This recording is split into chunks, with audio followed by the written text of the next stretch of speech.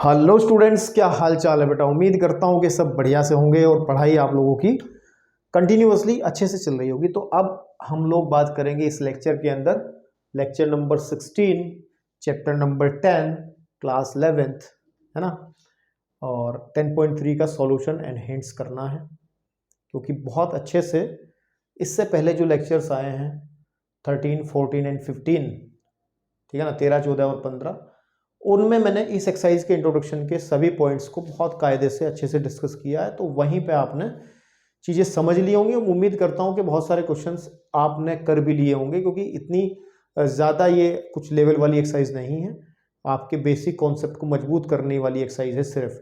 और अगर आपको किसी क्वेश्चन में लगता है कि सॉल्यूशन देखना चाहिए तो देखिएगा, अदरवाइज आप पहले अपने आप से ही क्वेश्चन को लगाएं, अपने आप से ही करें। तो हमने इंट्रोडक्शन के अंदर कई सारे पॉइंट्स पढ़े थे, जहां पर हमने सबसे पहले जो था इसका बेसिक पॉइंट कि रेखा के समीकरण का के समीकरण का हमने व्यापक रूप पढ़ा था। समीकरण का व्यापक जनरल फॉर्म पढ़ी थी, व्यापक रूप पढ़ा था, और वो फॉर्म होती थी कि ax plus B Y and plus C is equal to 0। बहुत डिटेल से हमने पढ़ा था इसको। और फिर हमने इसका रूपांतरण पढ़ा था। इसको हम कन्वर्ट कर सकते थे, एक सबसे पहले हम ढाल अंतःखंड रूप में, ढाल अंतःखंड रूप में कन्वर्ट करते थे, अंतःखंड रूप में कन्वर्ट करते थे, जिसको हम y is equal to m x plus c के नाम से जानते हैं, ठीक है।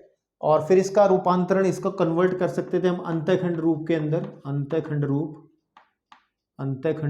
रूप में कन्वर्ट करते थे, जिसको हम x upon A plus Y upon B is equal to 1, जिसकी फॉर्म होती थी।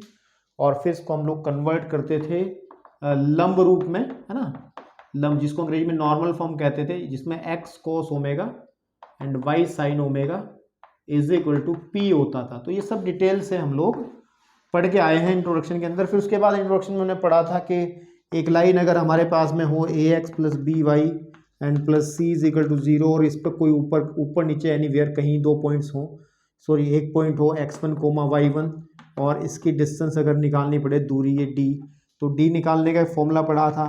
और वो फॉर्मूला जैसे ax1 प्लस बी वाई1, ठीक है ना, plus C upon under root of A square plus B square, ये सब पढ़ाया हूँ मैं। मतलब मैंने बहुत अच्छे से पढ़ाया था। अगर मैं जाऊँगा डिटेल से तो अब समय बहुत लग जाएगा। तो बेहतर है कि जब क्वेश्चन में ये चीज़ें आएंगी, जहाँ भी आएंगी वहाँ रिपीट करता चलूँगा।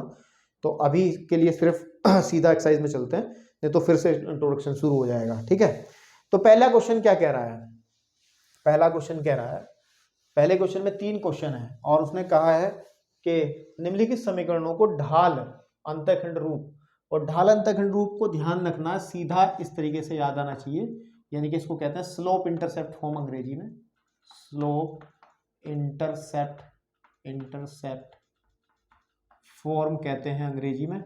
और इसका मतलब होता है कि क्या बात कर रहा है, वो कह रहा है y is equal to m x plus c, ठीक है ना, जहां पर m क्या है, m जो होती है वो ढाल होता है, यानी कि स्लोप होती है, और c जो है वो y अंतःखंड है, y अंतःखंड है ना, y इंटरसेप्ट है, ठीक है।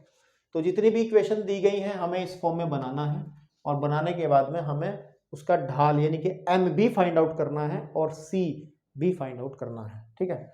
तो चलिए सबसे पहला क्वेश्चन उठा लेते हैं। आप लोग बड़े सरलता से कर लोगे। तो x प्लस के 7y इज इक्वल टू 0 है। तो मेरे को अगर इसको कन्वर्ट करना है y is equal to m x plus c में, तो ये क्या कहता है कि y को लेफ्ट हैंड साइड में अकेला छोड़ दो, that 7y is equal to हो जाएगा माइनस एक्स, ठीक है, और या फिर y इज इक्वल टू हो जाएगा माइनस का 1/7x, ठीक है। अब ये देखो यहाँ पर c नहीं मिल रहा, तो आप 0 कर लो, क्या कर लो, 0। देखो हो गया, नहीं हो गया, तो ये आपके पास में इसको लिख देंगे, ये क्या है, इसको लिख देंगे आप, ठीक है नहीं। तो ये है रेखा का ढाल अंतःखंड रूप है, ढाल अंतःखंड रूप है ना, रूप है, जहां ध्यान रखना जो ढाल है, जो m है, m क्या बनता है, y is equal to m x plus c के अंदर जो x का गुणांक है वो m होता है। तो उसमें x का गुणांक क्या है, माइनस का 1/7, 1/7। और जो c है, c का मतलब y जो अंतःखंड है, y अंतः खंड जो है, यानी कि c क्या है, वो है इसमें 0। तो ये आपका आंसर आ जाएगा। इतनी आप जानते हैं चीज़ें। अब हम बढ़ते हैं इसके सेकंड क्वेश्चन की तरफ, नहीं सेकंड पार्ट की तरफ। सेकंड पार्ट में क्या है, सेकंड पार्ट हमें दिया गया है कि 6x एंड प्लस के 3y इज इक्वल टू -5। तो उसको y is equal to mx plus c की फॉर्म में बनाना है। तो 3y इज इक्वल टू हो जाएगा -6x एंड प्लस के 5, या y is equal to -6/3x plus 5/3, या फिर y इज इक्वल टू आ जाएगा -2x प्लस 5/3। और y इज इक्वल टू जब मैं इसकी mx प्लस c से तुलना करूँगा, से मैं क्या करूँगा, तुलना करूँगा, तो बेटे जो ढाल है, ढाल का मतलब जो m है, m आ जाएगा -2, और जो c है वो यानी कि y अंतःखंड है ना, c को क्या कहते हैं, y अंतःखंड, वो आ जाएगा 5/3। तो यही आपका आंसर आ जाएगा। एक आंसर तो ये आ गया था कि हमने इसको कन्वर्ट कर दिया, उसके बाद में हम बाकी चीज़ भी। अब अगर बात करें थर्ड वाले की, थर्ड में तो कुछ दिया ही नहीं है, तो y इज इक्वल टू 0 है केवल। इसका मतलब लिखो से y is equal to 0 into x plus 0 लिख सकते हैं, नहीं लिख सकते। और इसकी y is equal to mx plus c से आप क्या कर लो, से तुलना कर लो, तुलना कर लो। तो ये तो फॉर्म हो गई, जो आंसर चाहिए था वो तो आंसर ये आ गया है ना। लेकिन यहाँ से तुलना करेंगे तो m इज इक्वल टू 0 आ जाएगा और c इज इक्वल टू भी 0 आ जाएगा। उसने कहा है ना कि आपको ढाल भी और y अंतःखंड भी ज्ञात करना है, तो m ढाल और c y अंतःखंड है, ठीक है ना। तो चलिए अब बढ़ते हैं, इसको पॉज करके आप लोग फटाफट जो लग रहा है नोट करने लायक है तो नोट करें। चलिए बेटा, इस एक्सरसाइज का ये दूसरा क्वेश्चन, पहला नहीं दूसरा क्वेश्चन है। इसमें क्या करना है, इसमें कह रहा है कि निम्नलिखित समीकरणों को अंतःखंड रूप, तो तुरंत दिमाग में आना चाहिए अंतःखंड रूप का मतलब what he talking about, x upon A and plus y upon B is equal to 1। मतलब अगर हमारे पास में कोई लाइन है, ये x एक्सिस है, ये y एक्सिस है, इस तरीके से जा रही है, जो अक्षों पर इस वाले x एक्स पे कटा अंतःखंड तो a हो, y एक्स पे कटा अंतःखंड b हो, तो इस लाइन का जो इक्वेशन होगा वो ये होगा, x upon A plus y upon B is equal to 1। मतलब इन सबको हमें कन्वर्ट करना है, इस फॉर्म में रूपांतरित करना है, और इसके द्वारा काटे गए काटे अंतःखंड भी ज्ञात करने हैं। मतलब हम लोगों को ये भी ज्ञात करना है कि x एक्स पे कितना अंतःखंड कटेगा, मतलब a का मान भी ज्ञात करना है, और y एक्स पे कितना अंतःखंड कटा वो भी हमें, b का मान भी हमें ज्ञात करना है। तो चलिए कोई बात नहीं, सबसे पहला क्वेश्चन उठाते हैं, वो है 3x plus 2y minus 12 is equal to 0। तो इसमें कन्वर्ट करने के लिए पहले 12 को उधर ले जाओ, 3x plus 2y is equal to 12, 12 को बट्टे में ले आओ, 3x plus 12 plus 2y upon 12 is equal to 1। 3 चौक 12, 2 छिक 12, तो x upon 4 plus y upon 6 is equal to 1 हो गया। यही तो था आंसर, है ना। अंतःखंड रूप हो गया, लेकिन हमें निकालना अक्षों पर कटे अंतःखंड भी तो निकालना है, a का मान b का मान भी तो निकालना है। तो उसके लिए क्या करना पड़ेगा, हम एक काम कर लेते हैं, हम क्या कर लेते हैं, जो आंसर आया है x upon 4 plus Y upon 6 is equal to 1 की जो है कि x upon A and plus Y upon B is equal to 1 से क्या कर लेते हैं, कंपेयर कर लेते हैं, तुलना कर लेते हैं। तो what we get, a is equal to 4 and b is equal to 6। यानी कि आप ध्यान रहे कि a क्या है, x अक्ष पर कटा अंतःखंड है, अंतःखंड जो है वो है a, और a का मान आ गया 4। ऐसे y अक्ष पर कटा अंतःखंड जो है वो है b, और वो आ गया 6। तो एक आंसर आपका आ गया है। सेम तरीके से ही, बिल्कुल same as ditto, you can solve the question number second. तो सेकंड आपके लिए, जो सेकंड पार्ट है वो आपके लिए ट्राई है, TRY है, खुद करना। मैं थर्ड पे कराता हूँ, किस पे करता हूँ, थर्ड क्वेश्चन। थर्ड क्वेश्चन में थोड़ी सी चीज़ें छुपा ली गई हैं। तो 3y प्लस के 2 इज इक्वल टू 0, तो सीधी बात है, आ जाएगा 2y is equal to -2, sorry 3y is equal to -2, या 3y upon -2 is equal to 0, ठीक है, ओके। तो अगर देखा जाए, ठीक है ना, अगर देखा जाए, ठीक है ना, अगर ये देखा जाए तो इसको हम लोग अंतःखंड रूप में रिप्रेजेंट कर ही नहीं पाएंगे, क्योंकि ये जो लाइन है ना, आप ध्यान से अगर देखें इसको, अगर इसको ध्यान से देखें, मैं इसको यहीं से पहले इस y इज इक्वल टू -2/3 हो जाएगा इस तरीके से ना। तो अगर इसको मैं ग्राफ में देखूं, x एक्सिस y एक्सिस काटते तल में y इज इक्वल टू -2/3, तो इसका मतलब x अक्ष के समांतर एक लाइन होगी इस तरह जो नीचे की तरफ होगी, और ये डिस्टेंस -2/3 होगी, है ना, ये 2/3 होगी। तो यही तो लाइन है y इज इक्वल टू -2/3। अब मेरी बात सुनो, मेरी बात सुनो, ये लाइन तो x अक्ष पे कोई अंतःखंड काटेगी ही नहीं, ठीक है ना, x अक्ष पे तो कोई अंतःखंड काटेगी ही नहीं, तो इसको अंतःखंड रूप में कैसे कन्वर्ट कर लेंगे भाई, ठीक है ना आपके पास में। तो हम ये कह सकते हैं, ठीक, तो हम ये कह सकते हैं जो लास्ट वाला क्वेश्चन हमारा है,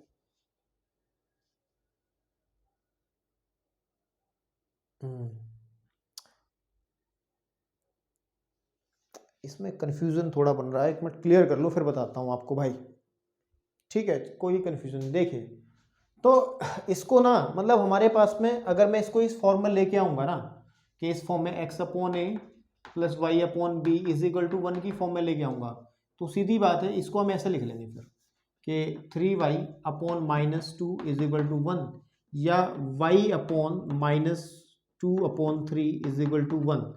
अच्छा, x अपॉन यहाँ कुछ लिख नहीं सकते हम, ठीक है ना। अब मेरी बात सुनो, x अपॉन क्या लिखे हैं यहाँ, x अपॉन क्या लिखे हैं, x पे तो कोई अंतःखंड कटेगा ही नहीं, चूंकि रेखा हमारे पास में, यहाँ लिख देंगे, एक लाइन लिख देंगे इसमें, चूंकि आंसर में लिखेंगे चूंकि रेखा x अक्ष के समांतर है, x अक्ष के समांतर है, अतः रेखा केवल y अक्ष पर अंतःखंड काटती है, अंतःखंड काटती है, काटती है, जिसकी माप यानी कि b जो है वो बराबर होगा -2/3, -2/3। a का मान हम कंसीडर कर ही नहीं सकते, a पे कोई अंतःखंड काटेगा ही नहीं, क्योंकि ये x अक्ष को ये लाइन कभी काटेगी ही नहीं, है ना, देख लो ना आप खुद ही। तो इस क्वेश्चन के अंदर ये थोड़ी सी बात थी, इसलिए मैंने इसको उठा लिया, करा दिया आपको। तो इसको ध्यान देना है जरा, आंसर सीट में इसका आंसर देख लें जरा एक बार। क्वेश्चन नंबर 3 है ना, question number 3 10.3 sorry, question number first का 3 10.3 का सेकंड का 3 सेकंड का जो 3 है,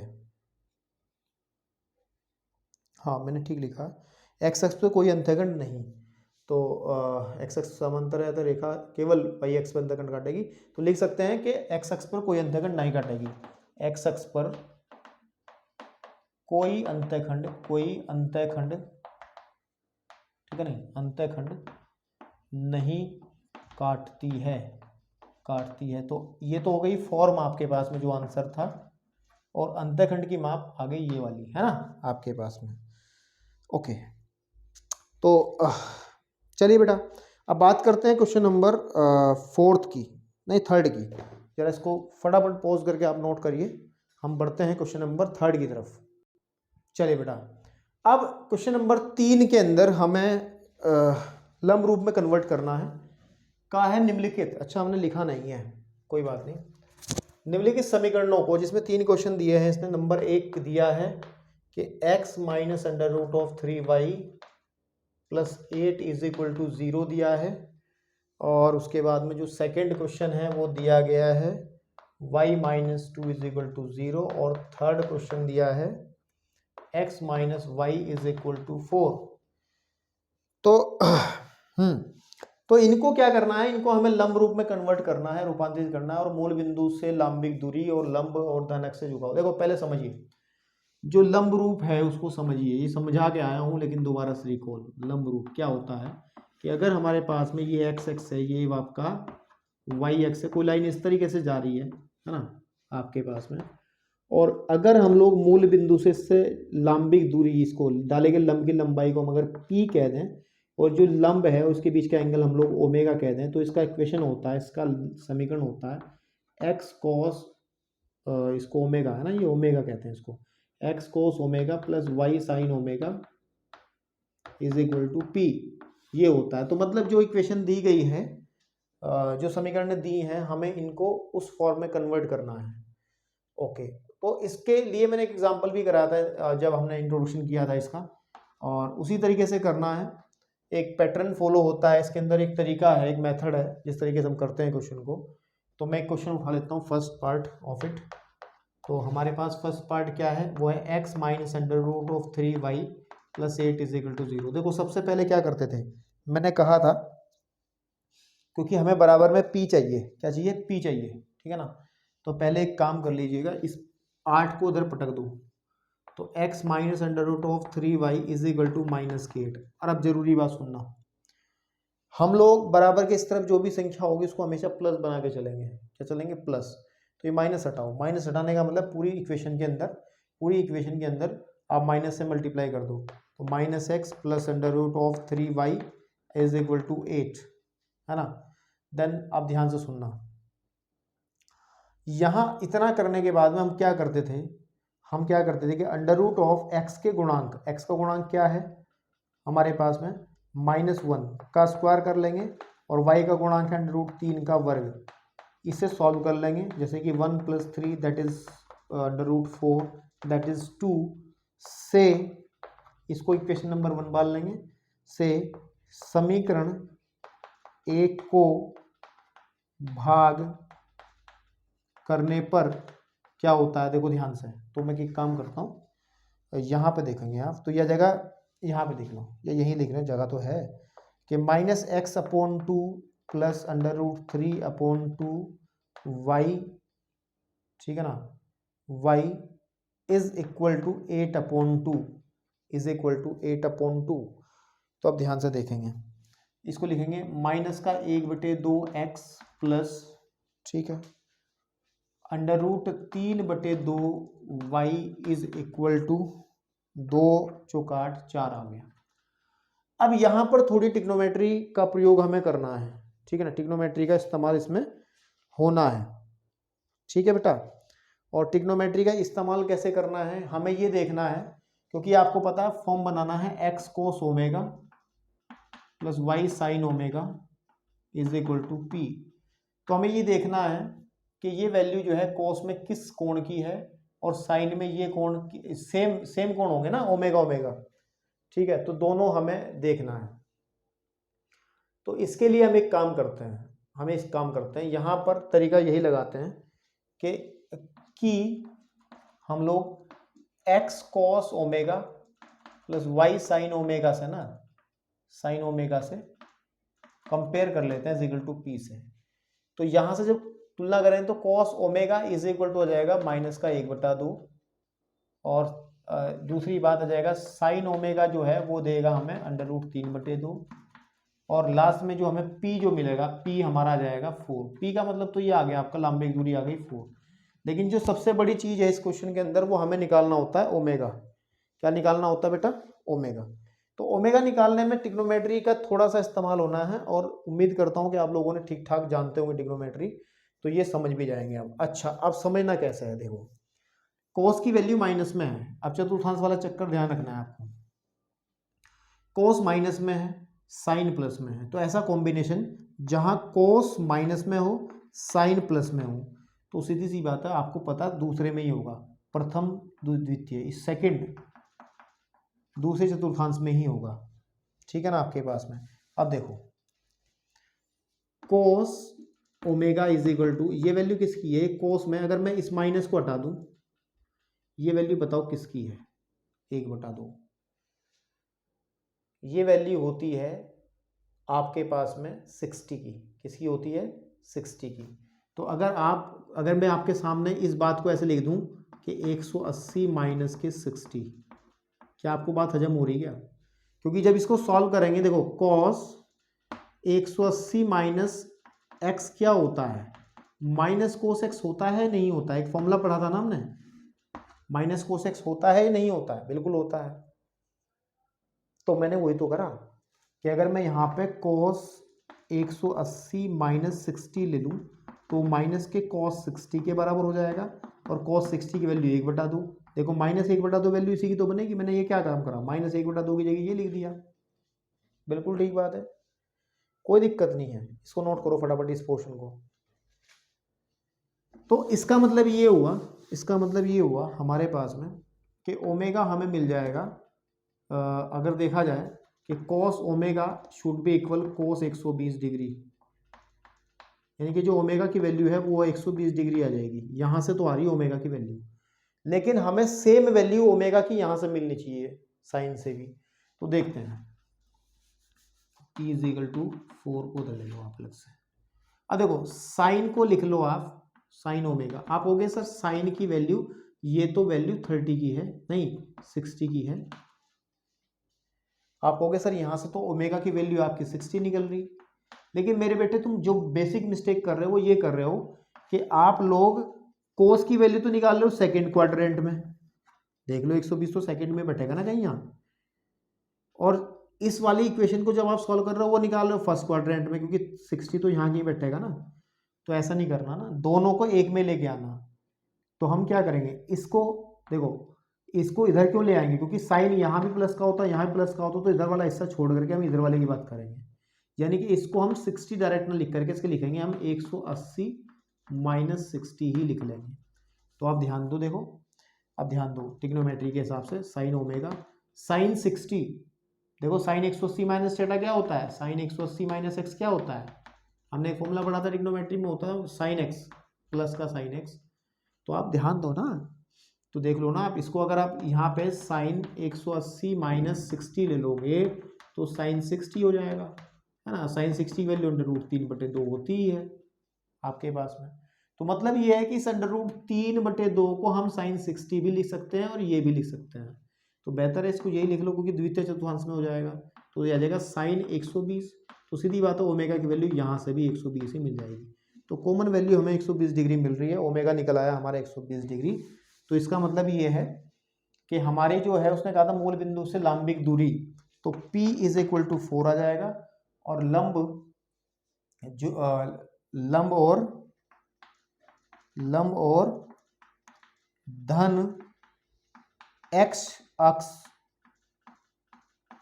के बीच जो कोण है, बीच जो कोण आएगा वो आ जाएगा आपका 120, है ना, 120 डिग्री। और लंब रूप भी तो लिखना पड़ेगा ना, फिर लंब रूप होगा क्या, होगा x cos, यही तो होगा लंब रूप कि x cos 120 plus y sin 120 is equal to 4। तो ये आपका आंसर बेटे आ जाएगा, ठीक है ना। This is the answer for आपके इसके लिए क्वेश्चन के लिए। अब मेरी बात सुनो, आंसर जो दिया है इन्होंने रेडियन में दिया होगा मुझे लग रहा, कि 120 को कन्वर्ट कर सकते हैं 3 पाई अपॉन 2 में दे सकते हैं ना। कहाँ गया आंसर सीट, तो नहीं इतना ही छोड़ा है उसने, इतना ही छोड़ा है उसने।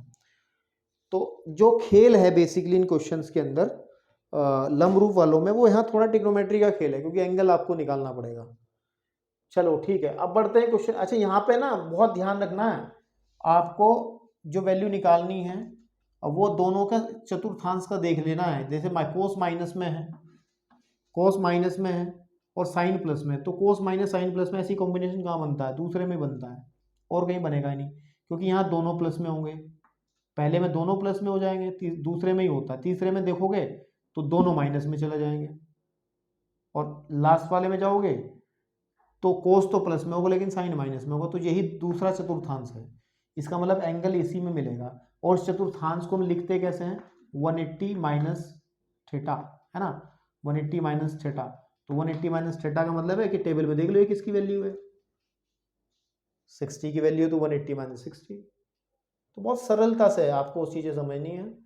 और अगर आपने पहले थोड़ी बात ट्रिग्नोमेट्री में, ये त्रिकोणमिति में, आपने ट्रिग्नोमेट्री में आपने थोड़ा सा ध्यान दिया रहा होगा, तो ये बहुत सरलता से समझ में आ गया होगा, ठीक है। तो चलिए बढ़ते हैं क्वेश्चन नंबर, इसी के दूसरे पार्ट की तरफ। मिटाना नहीं है इसको, पूरा रफ नहीं करना है। तो मैं चाहता हूँ आप इसको पूरा पॉज करके नोट कर लें, ठीक है। तो अब अगर हम लोग बात करें सेकंड क्वेश्चन के अंदर, बहुत छोटा सा क्वेश्चन है लेकिन देखते हैं क्या है कि सेकंड क्वेश्चन जो है वो है कि y minus 2 is equal to 0।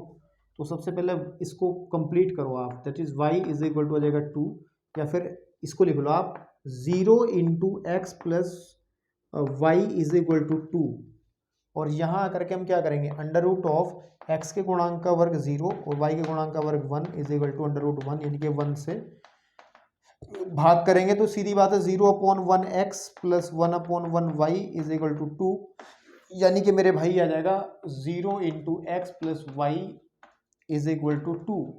और फिर वही काम करो कि हम लोग क्या कर लेंगे कि X cos omega plus Y sine omega is equal to P से क्या कर लेंगे, तुलना कर लेंगे।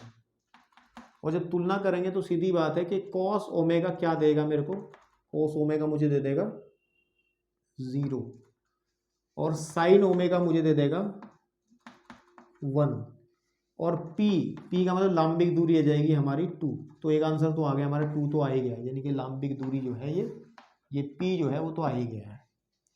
लेकिन अब हमें ओमेगा फाइंड आउट करना है। देखो कोस ओमेगा, कोस 0 किसकी वैल्यू होती है, ये तो सीधी बात है, दैट इज कोस 90, और ओमेगा की वैल्यू हो जाएगी 90 डिग्री, सीधी बात है। यहाँ भी साइन ओमेगा 1 किसकी, साइन 90 की, और जब कंपेयर करें दोनों साइड तो ओमेगा की वैल्यू हो जाएगी 90 डिग्री। तो सीधी बात है, तो बड़ा सिंपल था। तो हमारे पास में जो लंब रूप बनेगा X cos 90 plus Y sine 90 is equal to P की जगह आ जाएगा आपका 2। तो ये आपका आंसर आ गया, ठीक है ना। तो इस तरीके से आप एंगल जो देखो पी आ जाएगा 2 और जो कोण निकालना होता है वो 90 डिग्री आपका आ जाएगा, ठीक है ना, वो आ जाएगा आपका 90 डिग्री। तो चलिए अब थर्ड क्वेश्चन पे चलते हैं, क्योंकि थर्ड में भी थोड़ा सा दिमाग लगाना पड़ेगा। इन थर्ड क्वेश्चन में देखो थर्ड क्वेश्चन के अंदर थोड़ा सा ट्रिग्नोमेट्री में ही आप फंसोगे, बाकी तो कुछ नहीं है। इन थर्ड क्वेश्चन हमें कहा गया x minus Y is equal to 4, तो सीधी बात है कि under root of 1 square plus 1 square से आप क्या कर दोगे, भाग कर दोगे, यानी कि किसका मतलब अंडर रूट 2 से, है ना, 1 स्क्वायर का मतलब हो गया अंडर रूट 2 से आप क्या कर दोगे, भाग कर दोगे, से भाग। तो देखो ध्यान से देखना, 1 under root of 2x minus 1 under root of 2y is equal to आ जाएगा 4। अब यहाँ पे आपको फिर वही काम करना पड़ेगा ओमेगा की वैल्यू, क्योंकि हमें कन्वर्ट करना है ना, हमें किस में कन्वर्ट करना है, X cos omega plus Y sine omega में कन्वर्ट करना है इज इक्वल टू पी में। तो पी तो हमारा साफ साफ दिख रहा है 4 ही आएगा, लेकिन मेरे को ओमेगा नहीं मिल रहा। तो फिर हम क्या करेंगे कि एक्स कोस ओमेगा और Y sine omega is equal to P से क्या कर लेंगे, तुलना कर लेंगे। और तुलना करने पे क्या होगा कि कॉस ओमेगा जो मिलेगा दैट इज 1/√2 एंड जो साइन ओमेगा मिलेगा दैट इज -1/√2 और जो p मिलेगा वो आ जाएगा 4। p तो आंसर आ गया एक तो, लेकिन हमें ओमेगा निकालना है। अब यहाँ आ जाओ, देखो कॉस ओमेगा की जो वैल्यू है 1/√2 है, और जो साइन ओमेगा की वैल्यू है वो माइनस का 1/√2 है। यहीं पे थोड़ा सा खेल है समझने का। देखो अगर अकेले की बात होती, अगर इसकी बात ना होती, केवल इसकी बात होती, फिर तो आप चिल्ला पड़ते तुरंत, गुरुजी रुक जाओ कि 45 ओमेगा की वैल्यू 45 आ गई, क्योंकि आपको पता है कि ये वैल्यू कोस में 45 की है। लेकिन भाई साहब अब समस्या क्या बनती है, इस 45 के लिए अगर मैं इसमें 45 रखता हूँ कोस 45, तो मेरा ये भी 1/√2 आता है, लेकिन इसका मान कितना माइनस में है। तो ओमेगा की वैल्यू इसको तो सेटिस्फाई कर रही है, इसको कर नहीं रही है। तो हमें तो ऐसा वैल्यू देखनी ना जो इसको भी सेटिस्फाई करे, इसको भी सेटिस्फाई करे।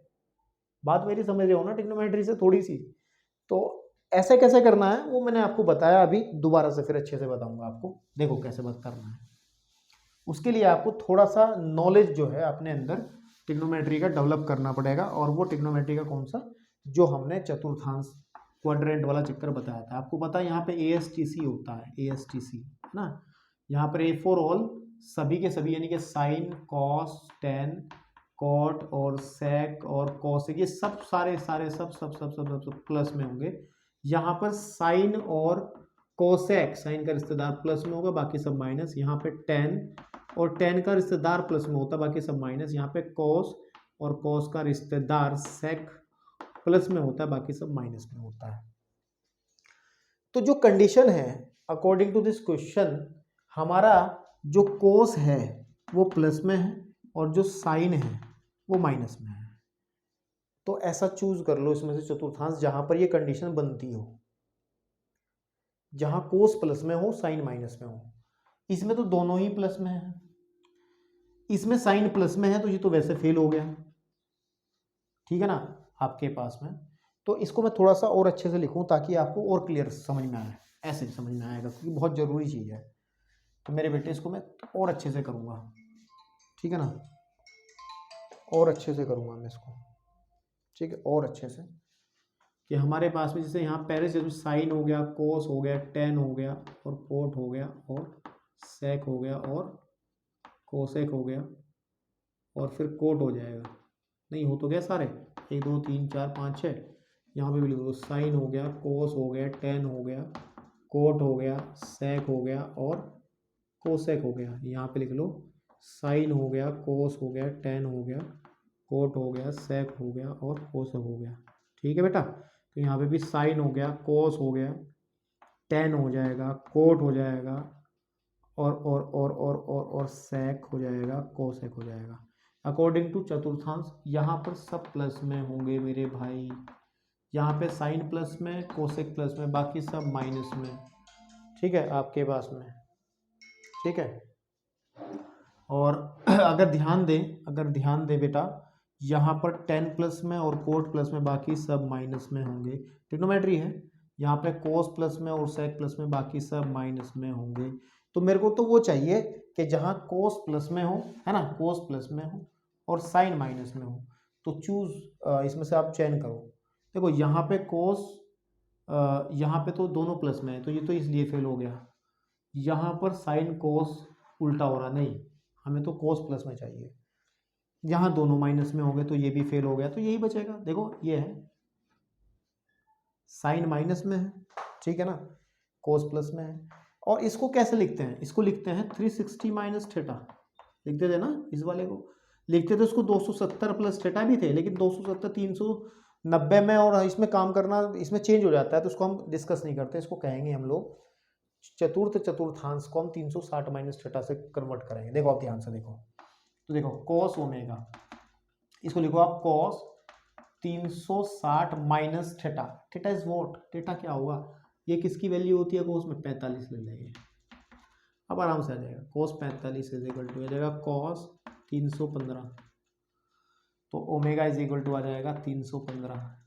ऐसे इसमें कर लेंगे कि sine omega is equal to sine 360 minus के 45। देख लो ना, जब आप साइन 360 माइनस 45 के लोगे तो माइनस के कोस साइन 45 आ जाएगा, क्योंकि यहाँ माइनस का है, तो सीधी बात है साइन 45 की वैल्यू 1/√2, तो माइनस का 1/√2 मिलेगा। तो यहाँ से भी sine omega is equal to sine 315 और ओमेगा की वैल्यू बनेगी 315 डिग्री, जो कि कॉमन है, दोनों में सेम है, तो हम लोगों को यही लेनी थी। तो अब हमारे पास में जो लंब रूप बनेगा लंब रूप बनेगा, तो लंब रूप जो बनेगा वो बनेगा x cos ओमेगा, ओमेगा की जगह आ जाएगा 315 plus y sine omega 315 is equal to p। p is what, p क्या है, p हमारा 4 है, 4 है, ये आंसर आ गया। तो सीधी बात है, ओमेगा हमारा 315 है जो कि उसने पूछा है, और p हमारा 4 है, तो आपके आंसर आ गए, ठीक है ना। चलिए बढ़ते हैं क्वेश्चन नंबर 4 की तरफ, ठीक है ना, क्वेश्चन नंबर 4 की तरफ आपके पास में।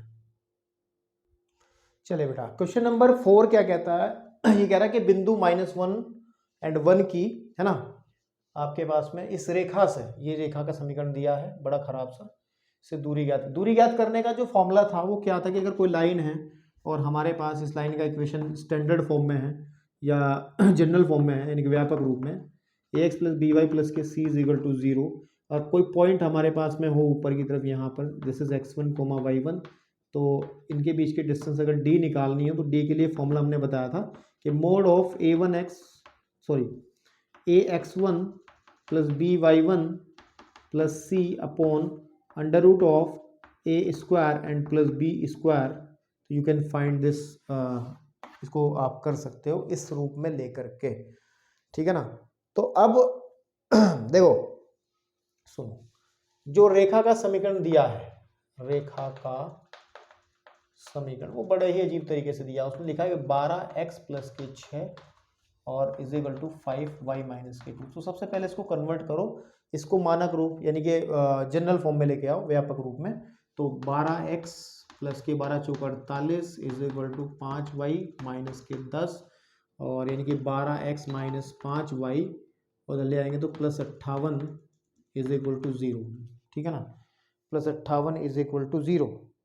ठीक है आपके पास में, ओके ठीक है। तो इतना करने के बाद में हम क्या करेंगे, हम यही कंसेप्ट लगाएंगे कि अगर हमारे पास में ये लाइन 12x माइनस 5y, ठीक है ना, प्लस 58 इज इक्वल टू 0 है और इसके ऊपर कोई पॉइंट है, दिस इज गिवन बाय -1,1 और ये डिस्टेंस निकालनी है d। तो डिस्टेंस निकलेगी d is what, mode of, हम लोग x की जगह -1 भर देंगे तो 12 गुणे -1 एंड -5 गुणे 1 प्लस 58 बटे under root of a square मतलब 12 का स्क्वायर प्लस 5 का स्क्वायर। सॉल्व कर लेंगे इसको तो आ जाएगा आपके पास में -12 -5 plus 58 upon under root of 144 plus 25।